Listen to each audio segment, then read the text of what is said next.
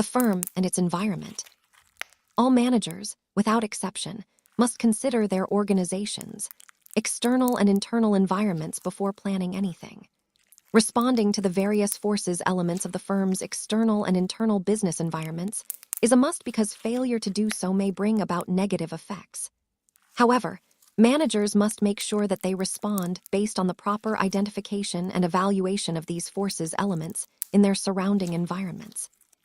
Lesson 1. Environmental forces and environmental scanning. Definition of terms. Environmental scanning, seeking for and sorting through data about the environment. External business environment refers to the factors elements outside the organization which may affect, either positively or negatively, the performance of the organization.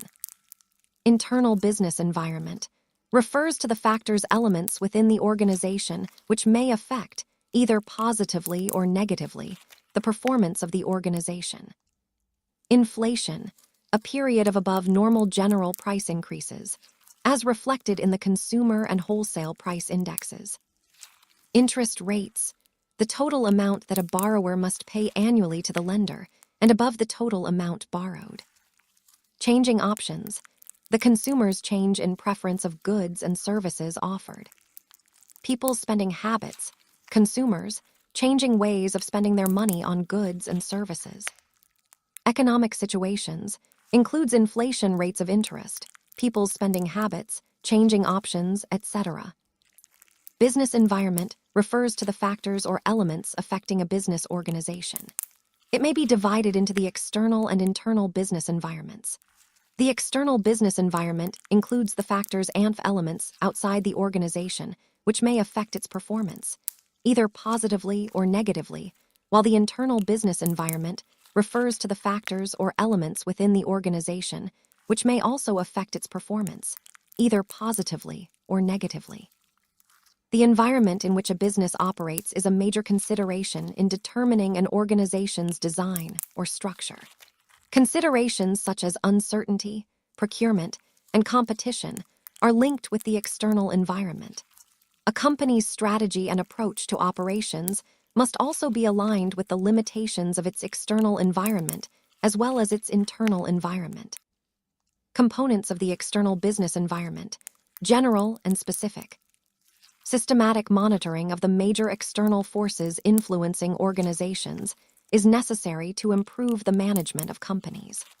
Failure to consider a company's general and specific business environments may affect the strategies that management will make and use.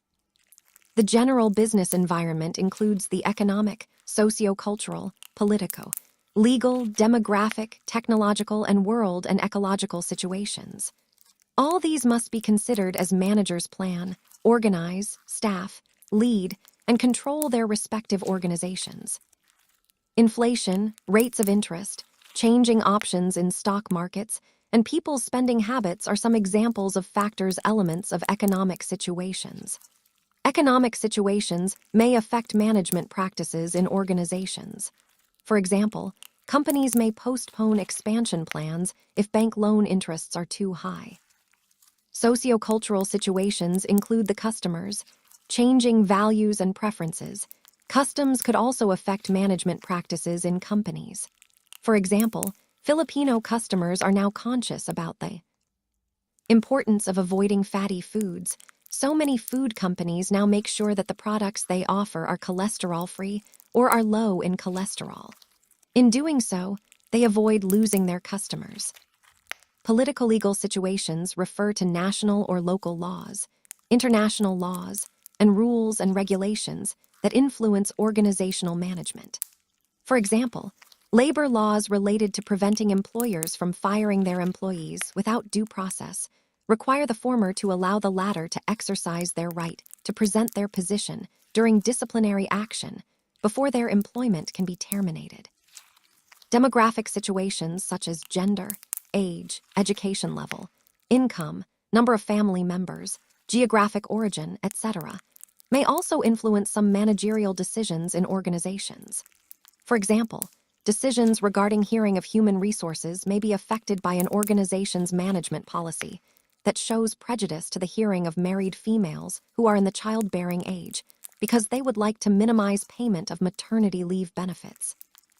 The technological situations of companies involve the use of varied types of electronic gadgets and advanced technology such as computers, robotics, microprocessors, and others that have revolutionized business management. E-commerce, teleconferencing, and sophisticated information systems have rapidly changed the ways that business is conducted in the 21st century. World and ecological situations are related to the increasing number of global competitors and markets, as well as the nature and conditions of the changing natural environment. Products produced by companies, of course, must cater to the changing needs of people in the global community, while, at the same time, considering their impact on the natural environment. For example, car manufacturing managers must give the go signal for the development of vehicles that are environmental friendly, instead of only being focused on the product's speed, fuel economy, and design. Meanwhile, the specific business environment focuses on stakeholders, customers, pressure groups, and investors or owners and their employees.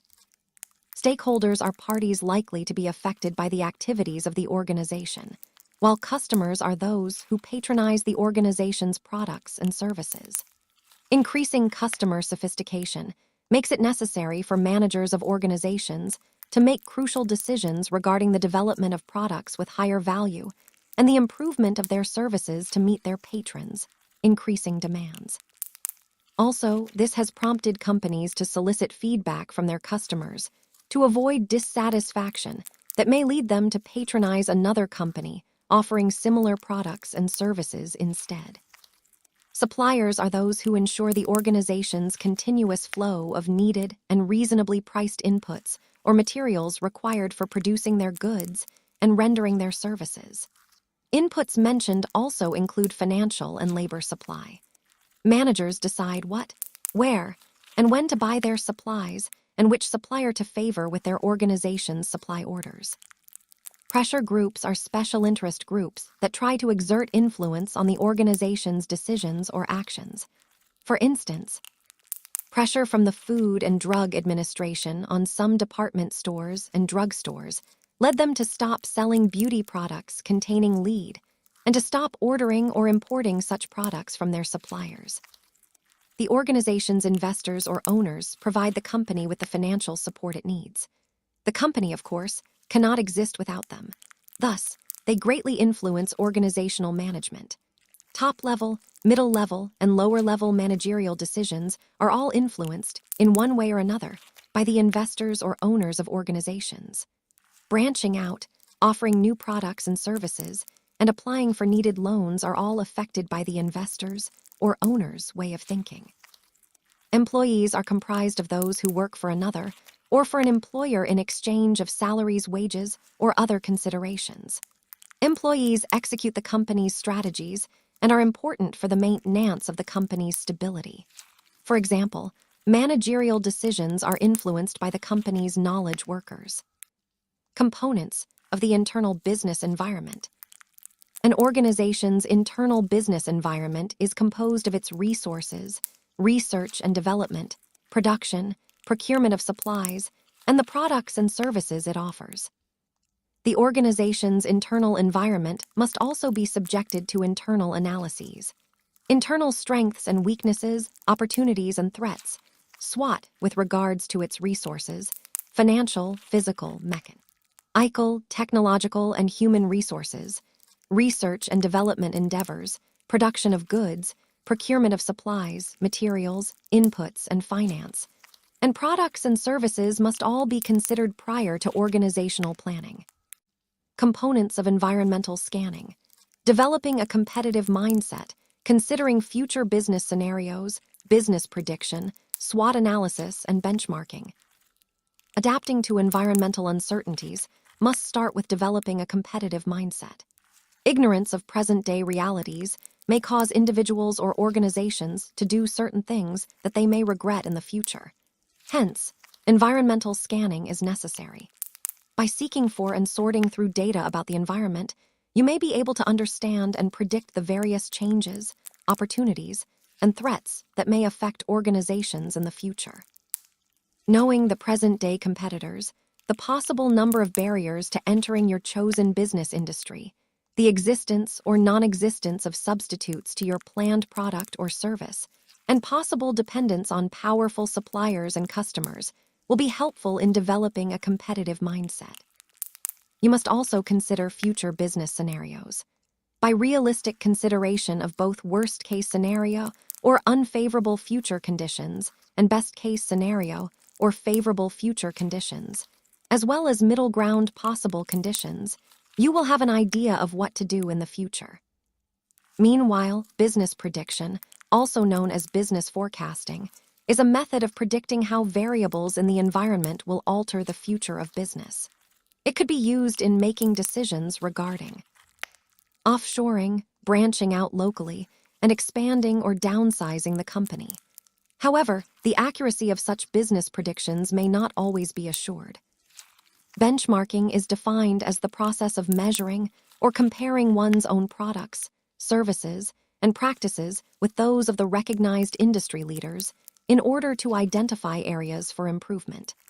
Best practices of said industry leaders are observed so that understanding their competitive advantage would be easier. This is followed by gathering information about the company's own operations and those of the other company in order to identify gaps. This, in turn, could be used to find out the underlying reasons for performance differences. From these said reasons, a set of best practices in one's own company will be listed down, and that ultimately leads to the company's improved performance.